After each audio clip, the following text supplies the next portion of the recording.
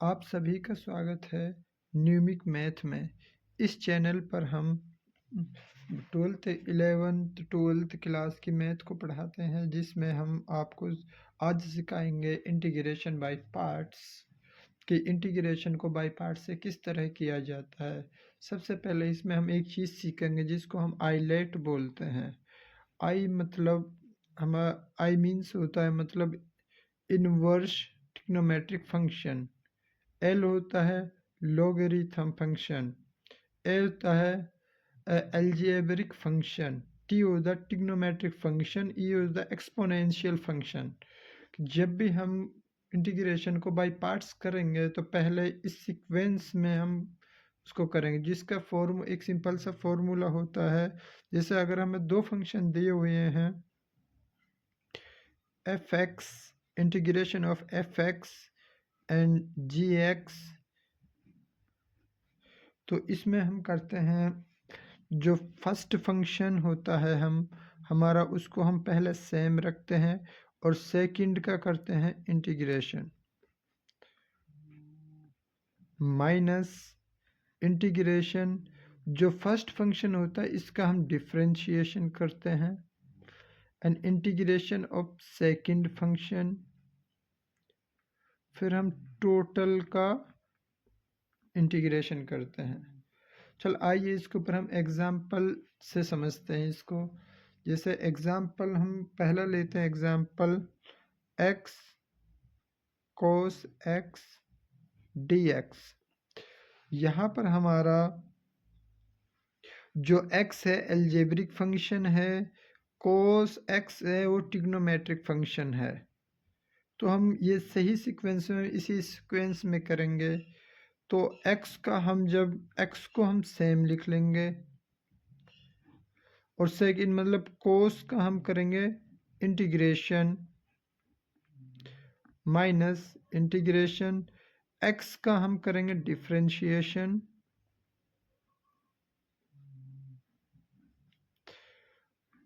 और कोस x का करेंगे इंटीग्रेशन dx। तो यहाँ पर हम x को x लिख देंगे। जो कोस का इंटीग्रेशन करेंगे तो ये हो जाएगा हमारा साइन x माइनस, अगर इसका x का हम डिफरेंशिएशन करेंगे तो ये हमारा 1 हो जाएगा। और कोस x का हम जब इंटीग्रेशन करेंगे तो ये हमारा साइन हो जाएगा, साइन x dx। इसी तरह x साइन x माइनस, जब हम कोस साइन का डिफरेंट इंटीग्रेशन करेंगे तो ये हो जाएगा minus cos X plus C. तो x sine x minus minus हमारे प्लस हो जाएगा, ये हो जाएगा कॉस x प्लस सी। इस तरह हम एक इंटीग्रेशन बाय पार्ट्स करते हैं। अगर हम इसका दूसरा एग्जांपल देखें, दूसरा एग्जांपल है इसका, सेम इसी तरह करना है दूसरा एग्जांपल भी। जैसे अगला क्वेश्चन लेते हैं हम, log x dx। यहाँ पर भी हमें आइलेट वाला रूल फॉलो करना है।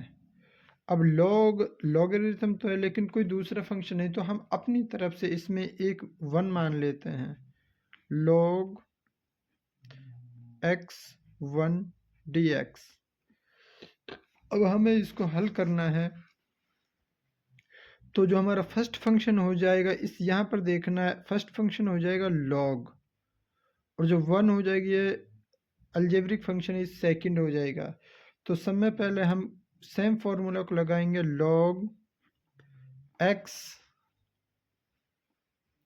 Integration of 1 dx minus integration differentiation of log x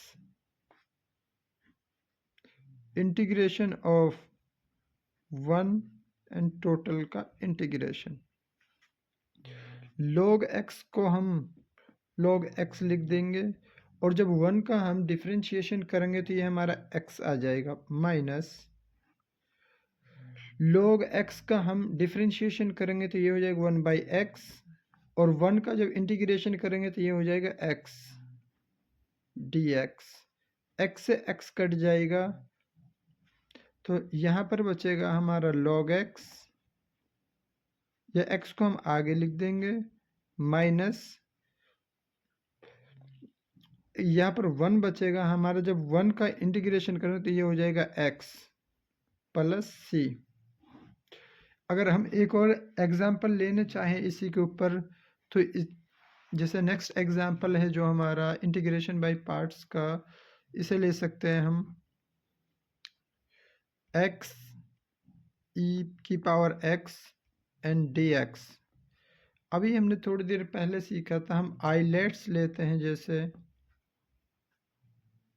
तो सबसे पहले हम इसमें एल्जेब्रिक फंक्शन और हमारे पास एक्सपोनेंशियल फंक्शन है, तो जो एल्जेब्रिक फंक्शन इसे हम फर्स्ट फंक्शन मानेंगे इसको हम, और एक्सपोनेंशियल फंक्शन को हम सेकंड फंक्शन मानेंगे।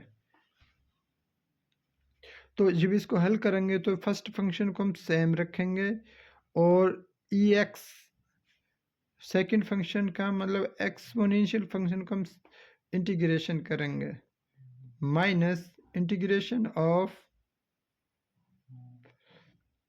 फर्स्ट फंक्शन का डिफरेंशिएशन करेंगे, सेकंड फंक्शन का इंटीग्रेशन और टोटल का इंटीग्रेशन। जब इसको हल करेंगे ये x का सेम लिखेंगे, e का x इंटीग्रेशन हमारा e की power x exponential function same रहता है, e की पावर x का इंटीग्रेशन x e की पावर x हो जाएगा माइनस इंटीग्रेशन। जब x का हम डिफरेंशिएशन करेंगे ये हो जाएगा 1 और e की पावर x का इंटीग्रेशन करेंगे तो ये हमारा e की पावर x dx हो जाएगा। इसी तरह x ex जब इसका हम इंटीग्रेशन करेंगे तो माइनस ex प्लस सी। अगर हम इसके ऊपर और एग्जांपल लेना चाहें तो और भी ले सकते हैं। मैं उम्मीद करता हूँ कि आपके ये मेथड इंटीग्रेशन बाय पार्ट समझ में आया होगा। अगर हम एक दूसरा मेथड और समझते हैं बाय इंटीग्रेशन बाय पार्ट्स का, जिसके लिए एक वो होता है integration of ex fx plus, अगर कहीं पर भी हमको इस तरह का इंटीग्रेशन मिल जाए तो हमें कुछ नहीं करना, उसमें ex e की पावर x और fx प्लस सी लिख लेना है।